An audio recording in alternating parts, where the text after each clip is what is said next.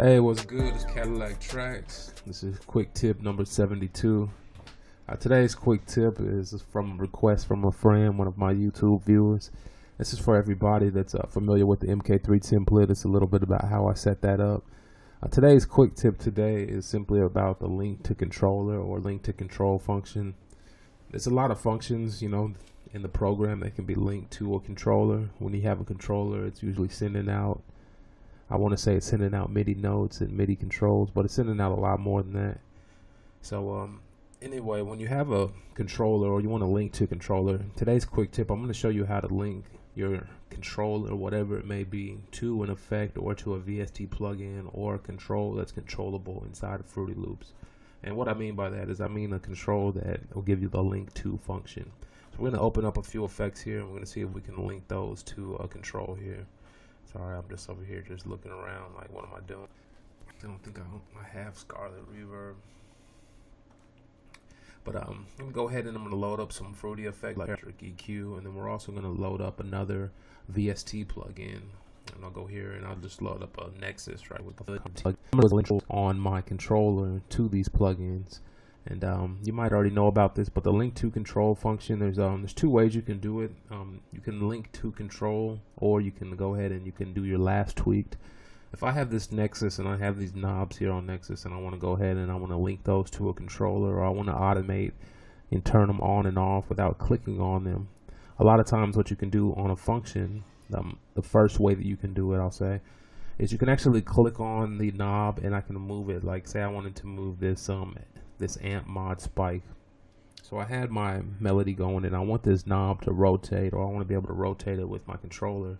What I can do is I can move that knob and I can go up to Fruity Loops tools and I can go to last tweaked and I can go to link to controller. And if you look right here, it's actually telling me Nexus 64 A mod. So it's actually already seeing that I moved that knob last because it's the last tweaked knob.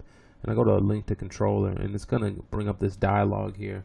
With this dialog open, it has this feature right here, which is auto detect. It'll detect any MIDI coming in from any source, like an auto detect.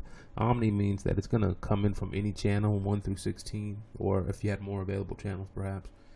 It'll come through any channel that's available. And so with the auto detect on, when you move a knob on your controller, I have a micro controller here, old keyboard. And if I move a knob on it, as long as it's coming through channel 1, it'll actually pick up the MIDI from that knob. I'm going to go ahead and I'm just going to move a random knob on my controller. And just one moment, let me turn it on here.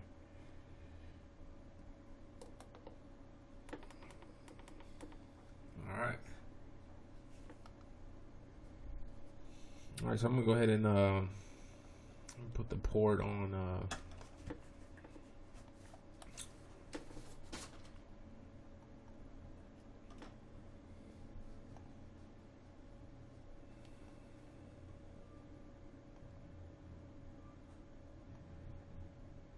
Oh yeah, there it goes right there.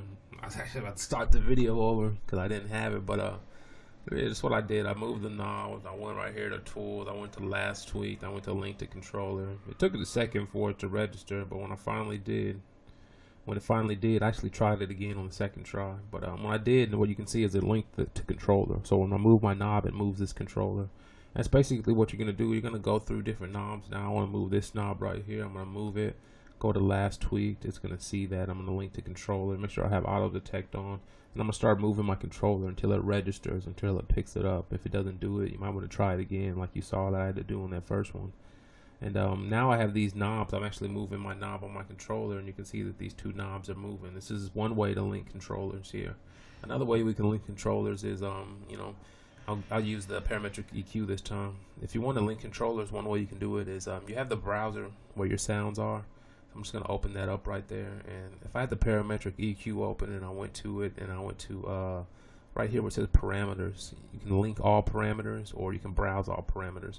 If I went to browse all parameters, let me just show you something. If you go to link all parameters and you click on this drop down menu, it's going to show you different parameters that are available for the plugin. Another way is you can actually go right here to browse parameters, and when you do browse parameters, it's going to bring it up here inside of your browser. and these are all the parameters that are linkable. So you'll see a list of all of them. If I go to Nexus and I did that, it will show me all the knobs that are linkable. You see some knobs are blanked out. That means the knob's not assigned. Sometimes the knob is assigned. It's just that you'll actually have to go in there and see what it's doing. It's not assigned. It's not telling you what it is. Is basically what's happening. But you can see that all these are assignable.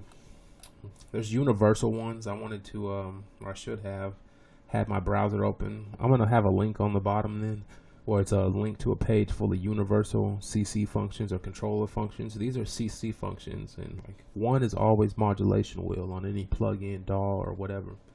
And there's a few more that are quite a few more that are universal. Other ones, they're not universal. They're specific to the program or the plugin. But I can go to any one of these right here. Like say I wanted to automate this, you know, for example, I wanted to automate any one of these. I could right click on it and I can go right here to where it says link to controller. Once I bring up the link to controller dialog, I can push a button and then I can actually go ahead and link it to the controller that way. So that's the second way that you can actually link up your parameters, is by clicking on the browse parameters, going to it right here and link to controller, and let it pull up the dialog and linking it the same way that we linked the other one. And I'm gonna go ahead and let me see if there's anything else here that I'm some of the functions, like the transport functions and operational functions, they can't be linked.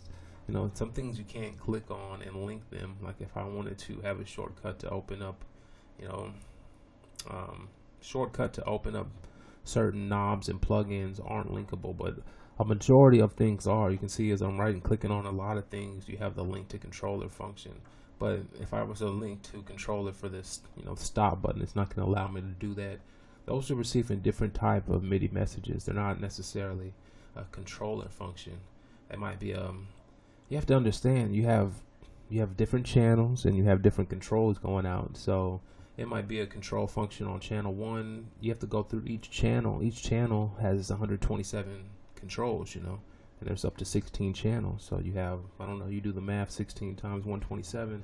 So you have to check all those possibilities to see what's doing what. A lot of these programs aren't going to be set up to where they're telling you exactly this will do that. They'll actually have to do it manually. Send in the MIDI command manually and let the program respond, and then actually be aware and take notice of the program responding, and then, you know, perhaps write down the control that they made the connection. So it can take time to figure out specific programs or VST's MIDI connections, but it can be well worth it, because once you do it one time, you would have a key and you would know. This is just one way, or actually two ways, to go ahead and link parameters in Fruity Loops. This is actually pretty long, but I know this is actually what's on a lot of people's minds. They want to know how to use certain devices to control other programs, and it's all about sending and receiving MIDI notes and data. MIDI is you have to consider how your device is connected. Different devices are connected, you know, different devices are connected differently. You have USB, you have MIDI, so think about that, consider that. This is Cadillaktrackz. This is a quick tip. This is just two ways here to link to controller using the basic Fruity Loops functions. Go to browse to parameter, see all the parameters available, and right click and link to controller that way. If you go to right click and you go to override generic link, that means you can actually have the program remember the link that you've made so that it can be accessed over and over again. Alright, this is Cadillaktrackz. This is a quick tip. I'm going to go ahead and end this video. 1